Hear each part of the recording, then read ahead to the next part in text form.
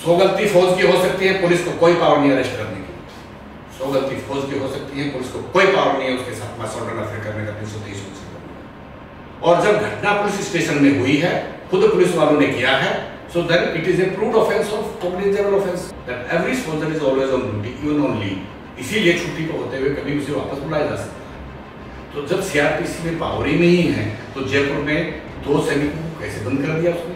और officer level पे मैंने देखा है सब एक दूसरे की इज्जत करते हैं, कोई किसी में कंपटीशन नहीं है।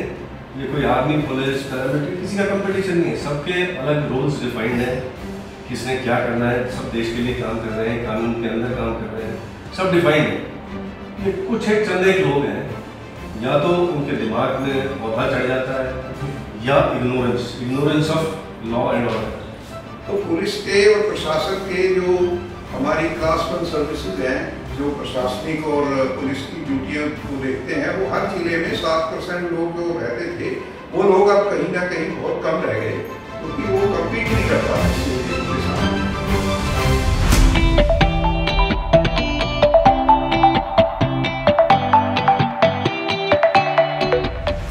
जय हिंद साथियों। दोस्तों, आप देख रहे हैं काफ़ी लंबे समय से मैं अभी विगत में जो 2 घटनाएं हुई उनकी चर्चा करूँगा, लेकिन मैं बताना चाहता हूं कि फौजियों के साथ पुलिस की कुछ बर्बरताओं के केस सामने निकल के आते हैं एक के बाद एक जयपुर की घटना जिसने पूरे देश को अपनी तरफ आकर्षित किया। अभी वो ख़त्म भी नहीं हुई थी कि कुछ दिन पहले ग्वालियर में 2 दिन पहले की घटना, एक मेजर साहब के साथ ये बदतमीजी हुई।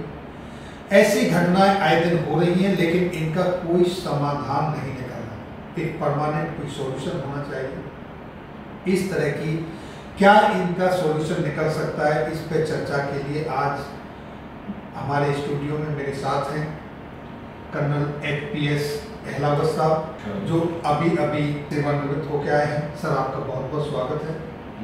कर्नल रन सिंह डूडी साहब, सर एक बड़े मिशन पे निकले हुए हैं और सर की पार्टी है सुपर पावर इंडिया पार्टी, जो एक आज मैं वो भी चाहूँगा कि उसका उद्देश्य क्या, थोड़ा उस पर चर्चा करें। एक डिफरेंट ऑब्जेक्टिव के साथ वो आइए ऑब्जेक्ट्स के साथ सामने आई है निकल के। तीसरा हमारे साथ कर्नल सुधीर चौधरी साहब हैं, जो कि पोस्ट रिटायरमेंट के बाद सामाजिक कार्यों में लगे हुए हैं और अब पहले तो उन्होंने 1/1 पेंशन के लिए बहुत संघर्ष किया, अब एक नया मुद्दा उठाया हुआ है जिसमें पश्चिमी उत्तर प्रदेश निर्माण की बात चल रही है और सर उसके राष्ट्रीय सचिव हैं। आप तीनों गेस्टों का बहुत बहुत स्वागत। सर, ये जो घटनाएं घटी हैं, इस पर क्या परमानेंट सॉल्यूशन हो सकता है? Thank you, Captain Rokender. I'm grateful that you have given me opportunity and I'm here as a national president of Super Power India Party. इस घटना के बारे में मैं इस तरह से आगे बढ़ना चाहूँगा कि 14 जाट के कर्नल RS शेखावत साहब ने मुझे फ़ोन करके कहा कि मैं आपको एक व्हाट्सएप भेज रहा हूँ, मैं सेना में हूँ, मैं किसी के साथ इंटरेक्ट नहीं कर सकता, सेना के जवान के साथ कोई जाती हुई है उसकी कोई सुनवाई नहीं करता। 100 गलती फौज की हो सकती है, पुलिस को कोई पावर नहीं अरेस्ट करने की। 100 गलती फौज की हो सकती है, पुलिस को कोई पावर नहीं है उसके साथ मास ऑर्डर अफेयर करने का 323 से। और जब घटना पुलिस स्टेशन में हुई है, खुद पुलिस वालों ने किया है, so then it is a proved offence of cognizable offence even supported by medical. तो SHO को चाहिए था कि उस सब इंस्पेक्टर और जिन लोगों ने उसको मारपीट की थी उसके खिलाफ FIR करनी चाहिए थी, ऐसा उसने नहीं किया। CRPC 34, 36, IPC 154 और 55 और 56 कहते हैं कि सुपीरियर ऑफिसर का एक्साइजिंग पावर, तो उनके जो एडिशनल CP थे, DCP थे, एडिशनल कमिश्नर थे, कमिश्नर थे, उनकी ड्यूटी थी कि उन लोगों के खिलाफ FIR करके और इन्वेस्टिगेशन शुरू कर दें। लेकिन उन्होंने नहीं कहा, इसलिए कमिश्नर से लेकर नीचे तक सभी के सभी कल्प्रिट हैं। दे वायलेटेड IPC 166। उन्होंने 2 एक्शन लिए हैं। एक, जो लोग मारपीट में इन्वॉल्व थे उस पुलिस वालों को लाइन हाजिर कर दिया। व्हाट इज लाइन हाजिर? आपने थाने से उठा के लाइन में कर दिया, 2 दिन के बाद में पब्लिक का ध्यान हट जाएगा, आप उसको दूसरी जगह ट्रांसफर कर देंगे। फिर वो इंक्वायरी कर रहे हैं। आप इंक्वायरी किस बात की कर रहे हैं? जब आपके थाने में आपके सामने पिटार मेडिकल रिपोर्ट कर रही है तो inquiry is not required, you have to register FIR, you have to go for investigation, not the inquiry. तो ऐसी सब बातों को लेकर के मैंने माननीय चीफ मिनिस्टर को, राज्यवर्धन सिंह राठौर को, DGP और चीफ सेक्रेटरी को कहा कि जो लोग कल्प्रिट हैं इनके खिलाफ FIR की जाए। और क्योंकि पुलिस खुद मारपीट में इन्वॉल्व है, पुलिस के सुपीरियर ऑफिसर्स उसके एफआईआर करके इन्वेस्टिगेशन करने के बजाय उसको एक्सेप्ट करने के चक्कर में है। ऐसी स्थिति में हमें पुलिस से कोई उम्मीद नहीं है। और जयपुर पुलिस कमिश्नरेट में जो लोग इन्वॉल्व हैं उनके खिलाफ अगर हम एक्शन चाहते हैं तो the case has to be registered and it has to be investigated by CBI और at least CID of the state.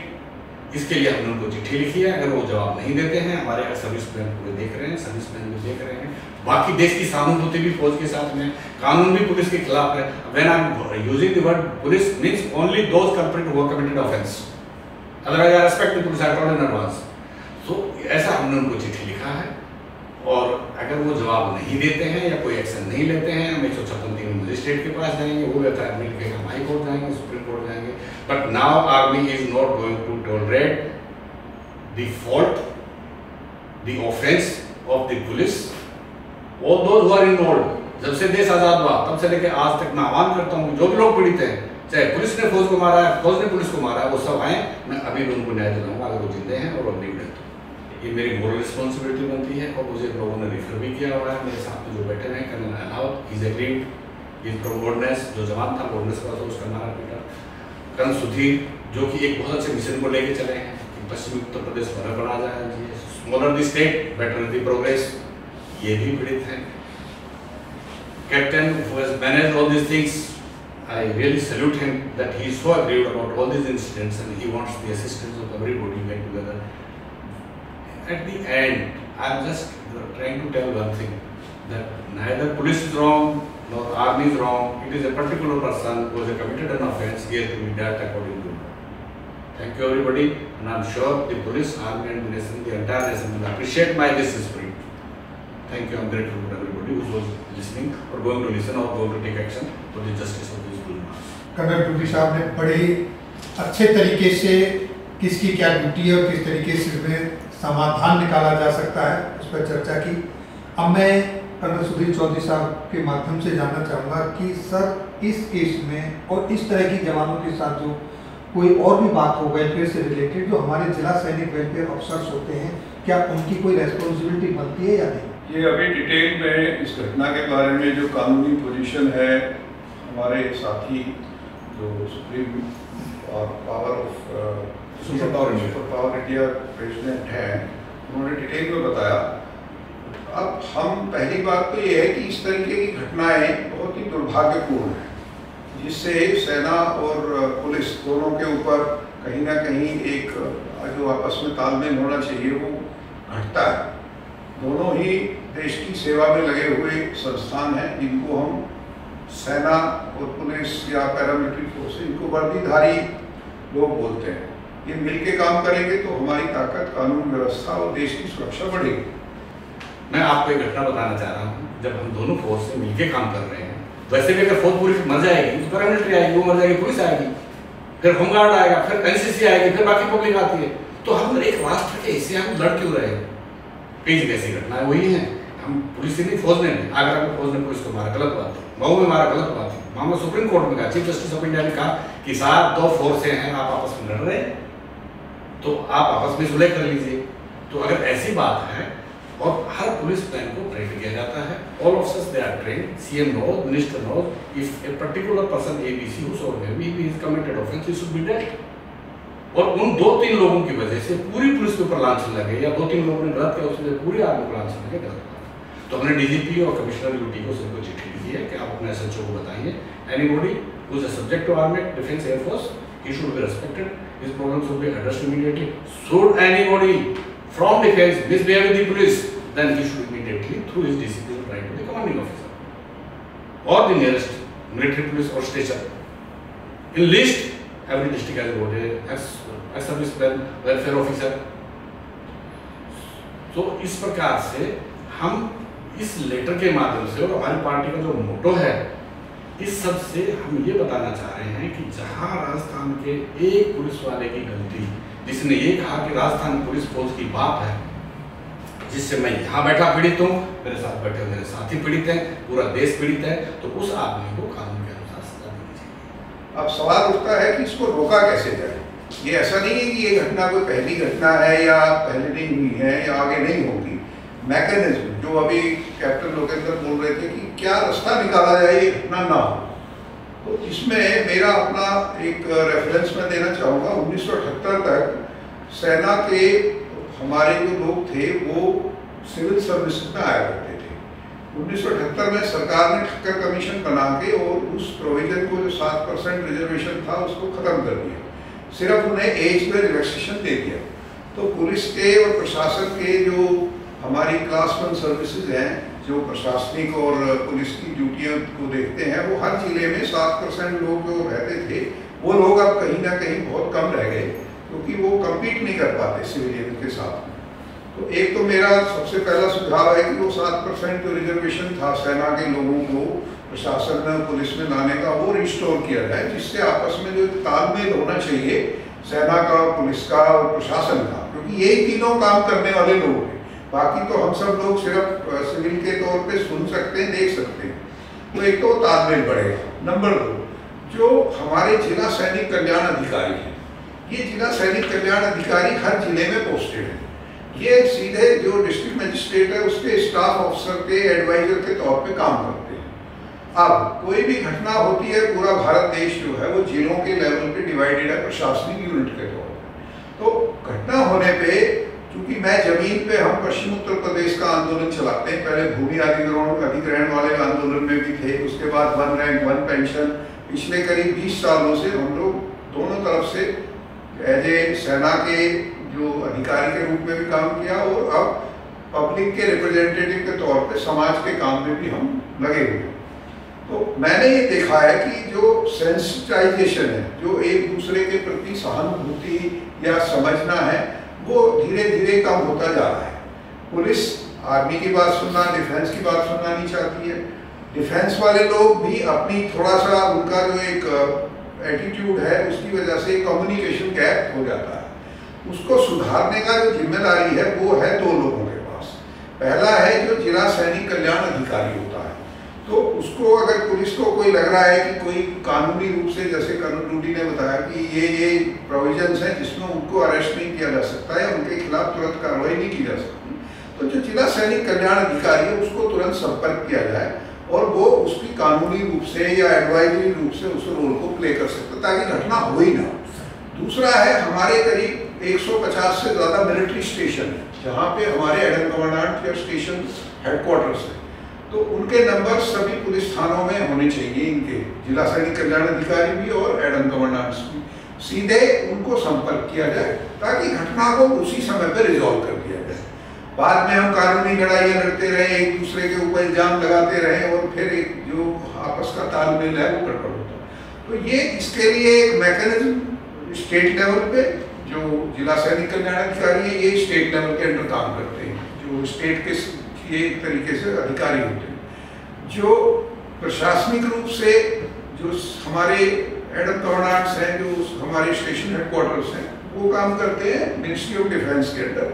वहाँ तालमेल केंद्र सरकार के लेवल पे किया जा सकता है। तो ये दोनों अगर चीज़ें हमारी हो जाएगी तो मेरा अपना मानना ये है कि 90% करीब प्रॉब्लम्स जो है वो हमारी हल हो सकती हैं।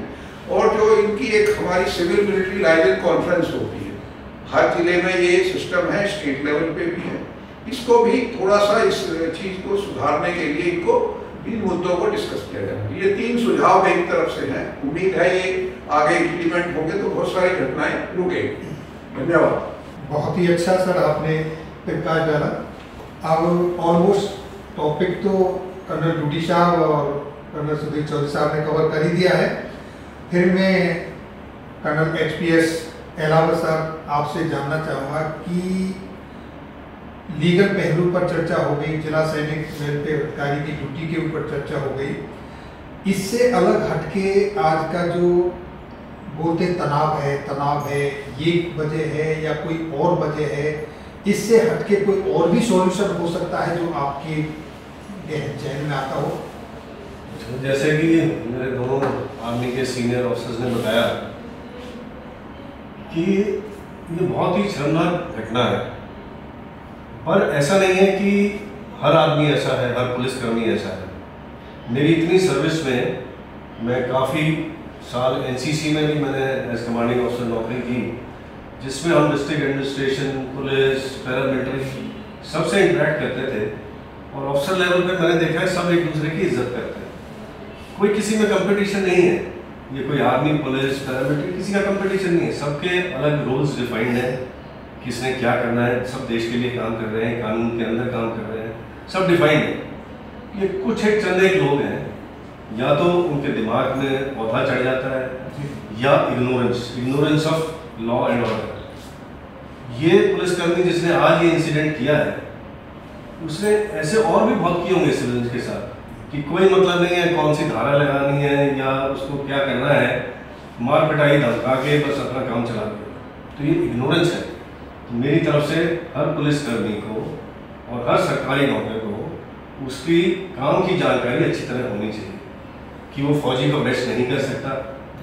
तो अगर किसी ने गलत काम कर सकते हैं, फौजी भी एक सिटीजन है और लोगों जैसे, तो अगर वो कोई गलत काम करता है तो कैसे उससे डील करना है, किसको अप्रोच करना है, ये नॉलेज हर पुलिस स्टेशन में हर पुलिसकर्मी को देनी चाहिए। मेन मेरा यही है कि अगर इग्नोरेंस दूर करेंगे और कोई ये ना समझे कि मैं कानून से ऊपर हूँ। भाई सरकारी नौकर बनाया है सरकार ने, तो ये कानून के दायरे में रह के काम करने के लिए बनाया है, वो कानून से ऊपर नहीं है। तो कोई भी ये ना समझे कि वो कानून से ऊपर है। तो ये मानसिकता ठीक की जाए और इग्नोरेंस दूर की जाए, तो मेरे ख्याल से आधी प्रॉब्लम दूर हो सकती है। धन्यवाद। Thank you sir. सबसे पहले मुझे एक्स सर्विसमैन ग्रुप वेटर्स में पता लगा कि हमारे फौज के कुछ सैनिक, कर्नल और ब्रिगेडियर, जो बाकायदा यूनिफॉर्म में थे, मेडल लगे हुए थे, MP2 से उनको पास मिला हुआ था, लेकिन जब वो इंडिया गेट पे जाते हैं, जिस इनक्लोजर में उनको बैठना होता है, वहाँ पर दिल्ली पुलिस के सब इंस्पेक्टर और 2 कांस्टेबल होते हैं और वो कहते हैं कि साहब आप जाइए, आपकी जगह यहाँ नहीं है। तीसरी घटना जो मुझे शेखाव साहब ने भेजी, और कर्नल राजावर्धन सिंह राठौड़ जो कि एक सर्विसमैन है, he has been working with me in Baramulla, I know him as a very fine officer, और वो सैनिक कल्याण मंत्री होते हुए आज तक वो FIR नहीं करा पाया, इसलिए ये घटना मेरे पास में आई है और मैं इसमें से बोल देता हूँ। इसके बाद में ग्वालियर की भी घटना आई है जहाँ एक आर्मी अफसर के साथ। इन सब बातों से पीड़ित होते हुए मैंने सोचा कि कुछ ऐसा किया जाए जिससे कि फौज और पुलिस का प्यार वापस आए। सबसे पहले मैं पुलिस के बारे में बताना चाहूंगा कि यदि पुलिस का भय, जेल और पुलिस का भय समाज से निकाल दिया जाए तो जंगल राज हो जाएगा। पुलिस का भय भी जरूरी है और पुलिस की ड्यूटी इतनी मुश्किल है, सिर्फ most difficult in the world. हम युद्ध में कभी कभी मौका मिलता है, वो रोज युद्ध करते हैं, उनकी नींद पूरी नहीं होती, भूख प्यारी नहीं पूरी नहीं होती, बच्चों से नहीं मिल पाते, उनको नहीं रिकॉप्टर कर पाते, वाइफ को पूरा समय नहीं दे पाते। It's a very difficult life police, और अपने को पीसफुल जिंदगी दे रहे हैं जिस वजह से हम शांति से रह रहे हैं। और अगर पुलिस अपनी ड्यूटी ना करे, लॉ एंड ऑर्डर सिचुएशन खत्म हो जाए, देश के टुकड़े हो जाए, तो फौज की जरूरत ही नहीं है। सो पुलिस की इंपॉर्टेंस कम नहीं है। आई respect and salute the police, but at the same time what is the defence? जब कभी पुलिस फेल हो जाती है, प्रशासन फेल हो जाता है, तब आर्मी आती है और आर्मी उस सिचुएशन को टेक ओवर कर लेती है। एक माँ के 2 भाई, एक पुलिस में है, एक फौज में है। पुलिस वाला फेल हो जाता है, फौज उसको ठीक कर देती है, तो कोई तो फौज की ट्रेनिंग में खास बात है। So we are the last resort and we are the supreme. तो इंटरिम तौर पर मैंने सभी स्टेट के DGP को चिट्ठी लिखी है कि मान्यवर, आप अपने संबंधित थाने में बताइए कि अगर कोई फौजी उनको अप्रोच करता है, उनका काम को तुरंत सुने और सम्मान करें और उन्हें बता दीजिए CRPC 45 debarred police to arrest any person who is from defense forces, and the police should know that every soldier is always on duty, even on leave. इसीलिए छुट्टी पर होते हुए कभी उसे वापस बुलाया जा सकता है। तो जब CRPC में पावर ही नहीं है, तो जयपुर में 2 सैनिकों को कैसे बंद कर दिया उसने? बहुत लोगों को नहीं मालूम है, ना आर्मी को ना पुलिस को, कि यदि if a person brought before magistrate, that offence has been committed and magistrate takes cognizance, even the magistrate cannot try, he has to ask the commanding officer. There are 3 provisions. One is that under CRPC 475, the judge has to have the regards, he has to write to commanding officer.